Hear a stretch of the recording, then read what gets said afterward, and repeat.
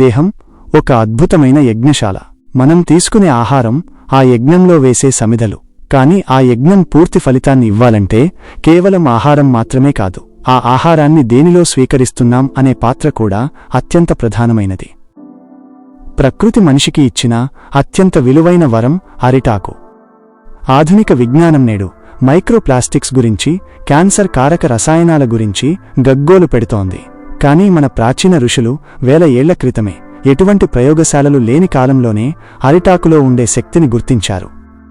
అరిటాకులో భోజనం చేయడం అనేది కేవలం ఒక అలవాటు కాదు, అది ఒక సంపూర్ణమైన జీవక్రియ.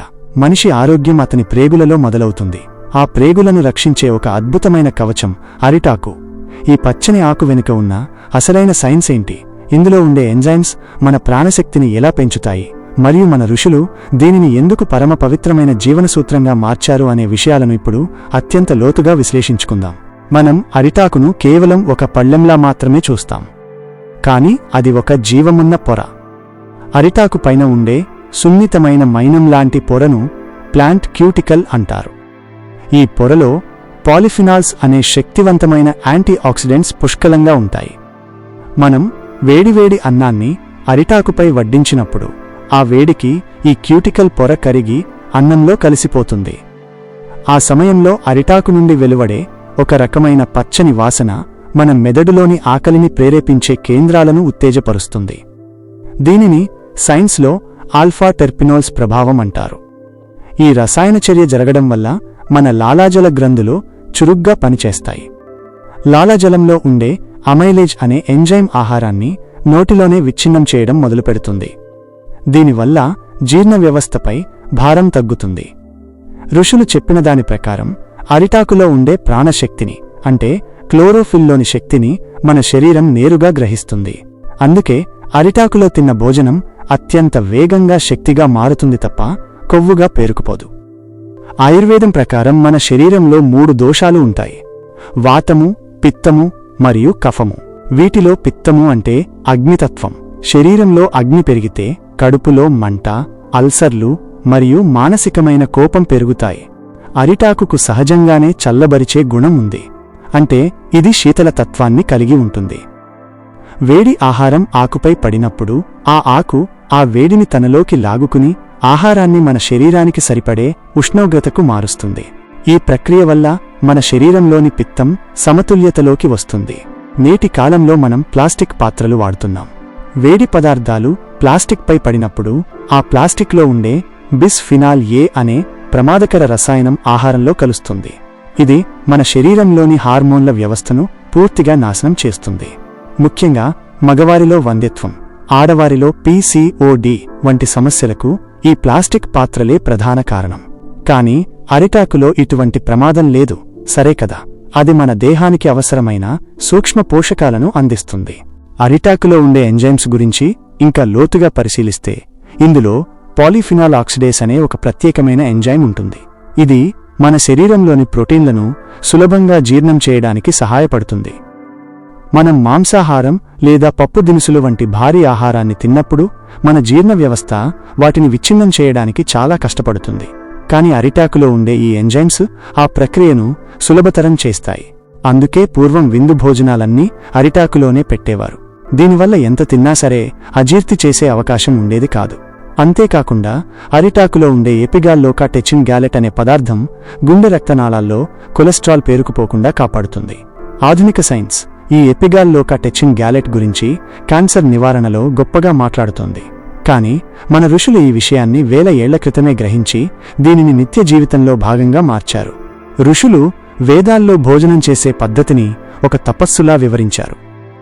భోజనానికి ముందు ఆకు చుట్టూ నీటిని చల్లడం వెనుక ఉన్న ఉద్దేశం కేవలం దుమ్ము రాకుండా చూడటం మాత్రమే కాదు, అది భూమితో ప్రకృతితో మమేకమయ్యే ఒక ప్రక్రియ. నేలమీద కూర్చుని అరిటాకులో భోజనం చేస్తున్నప్పుడు మన వెన్నెముక నిటారుగా ఉంటుంది. ఈ స్థితిలో ఉన్నప్పుడు మన జీర్ణకోశం ఆహారాన్ని స్వీకరించడానికి సిద్ధంగా ఉంటుంది. అరిటాకులోని పచ్చని రంగు కంటి చూపును మెరుగుపరుస్తుంది. క్రోమోథెరపీ అనే వైద్య విధానం ప్రకారం పచ్చరంగు మనసును ప్రశాంతంగా ఉంచుతుంది. ప్రశాంతమైన మనసుతో తిన్న భోజనం మన శరీరంలోని సప్త ధాతువులను బలపరుస్తుంది. రసం, రక్తము, మాంసము, మేధస్సు, అస్థి, మజ్జ మరియు శుక్రము అనే ఈ 7 ధాతువులు సరిగ్గా ఉంటేనే మనిషి సంపూర్ణ ఆరోగ్యవంతుడు. అరిటాకులో భోజనం చేయడం వల్ల ఈ ధాతువుల ఉత్పత్తి సక్రమంగా జరుగుతుంది. మరో ఆసక్తికరమైన విషయం ఏమిటంటే, అరిటాకు ఒక సహజసిద్ధమైన యాంటీబయోటిక్. దీనిపై ఉండే రసాయనాలు హానికరమైన బ్యాక్టీరియాలను తక్షణమే చంపేస్తాయి. మనం వాడే ప్లేట్లను సబ్బులతో కడుగుతాం. ఆ సబ్బుల్లో ఉండే ఫాస్ఫేట్లు, ఇతర రసాయనాలు సరిగ్గా శుభ్రం కాకపోతే అవి మన కడుపులోకి వెళ్లి గ్యాస్ట్రిక్ క్యాన్సర్కు దారితీస్తాయి. కాని అరిటాకు నేరుగా తోట నుండి వస్తుంది. కేవలం నీటితో కడిగితే చాలు. ఇది కడిగే కొద్దీ ఇంకా తాజాగా మారుతుంది. ఇది గాలిలోని కాలుష్యాన్ని పీల్చుకోదు, కేవలం ప్రాణవాయువును మాత్రమే విడుదల చేస్తుంది. మనం అరిటాకులో తిని ఆ ఆకును పారేసినప్పుడు అది ప్రకృతిలో అతి త్వరగా కలిసిపోయి ఎరువుగా మారుతుంది. ఇది పర్యావరణానికి కూడా ఎంతో మేలు చేస్తుంది. ఒక ప్లాస్టిక్ ప్లేట్ కరగడానికి 1000 ఏళ్లు పడితే అరిటాకు కేవలం కొన్ని రోజుల్లోనే మట్టిలో కలిసిపోతుంది. ఋషులు మనకు నేర్పిన ఈ ధర్మం భూమిని కాపాడుతూనే మన ఆరోగ్యాన్ని ఎలా పదిలం చేసుకోవాలో చెబుతుంది. అరిటాకు చివర వడ్డించే పద్ధతి గురించి కూడా మనం లోతుగా తెలుసుకోవాలి. ఆకు చివర భాగం ఎడమవైపు ఉండటమనేది ఒక ప్రాచీన విజ్ఞానం. ఎడమవైపు చంద్రనాడిని సూచిస్తుంది. ఇది మనల్ని ప్రశాంతంగా ఉంచుతుంది. కుడివైపు సూర్యనాడిని సూచిస్తుంది. ఇది శక్తిని ఇస్తుంది. మనకు వడ్డించే ఉప్పు, కారం వంటి తీవ్రమైన పదార్థాలను ఎడమవైపు ఉంచుతాం, ఎందుకంటే అవి మనల్ని రెచ్చగొట్టకూడదు. ప్రధానమైన అన్నాన్ని కుడివైపు ఉంచుతాం, ఎందుకంటే అది మనకు శక్తిని ఇవ్వాలి. ఈ చిన్న ఏర్పాటు వెనుక కూడా ఒక గొప్ప మానసిక శాస్త్రం దాగి ఉంది. భోజనం చేసేటప్పుడు మౌనంగా ఉండాలని ఋషులు ఎందుకు చెప్పారంటే, అరిటాకు నుండి వెలువడే ఆ సూక్ష్మ తరంగాలు ఆహారంలో కలిసినప్పుడు మన ఏకాగ్రత కేవలం భోజనం మీదే ఉండాలి. అప్పుడే మన మెదడు ఏ ఎంజైమ్స్ ఎంత పరిమాణంలో విడుదల చేయాలో ఖచ్చితంగా నిర్ణయించగలదు. ఆధునిక ప్రపంచంలో మనం రోగాల కోసం లక్షల రూపాయలు ఖర్చుపెడుతున్నాం. కానీ చిన్న చిన్న మార్పుల ద్వారా రోగాలను ఎలా అడ్డుకోవచ్చో మర్చిపోతున్నాం. అరిటాకులో భోజనం చేయడం వల్ల డయాబెటిస్ వచ్చే అవకాశాలు తగ్గుతాయని కొన్ని పరిశోధనలు చెబుతున్నాయి. ఎందుకంటే అరిటాకులో ఉండే కొన్ని రసాయనాలు ఇన్సులిన్ సెన్సిటివిటీని పెంచుతాయి. మన శరీరంలోని విష పదార్థాలను బయటకు పంపే డీటాక్సిఫికేషన్ ప్రక్రియ అరిటాకు వల్ల వేగవంతం అవుతుంది.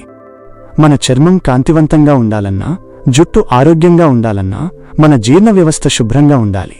అరిటాకు మన పేగుల్లో ఉండే చెడు బ్యాక్టీరియాను తొలగించి మంచి బ్యాక్టీరియా వృద్ధి చెందేలా చేస్తుంది.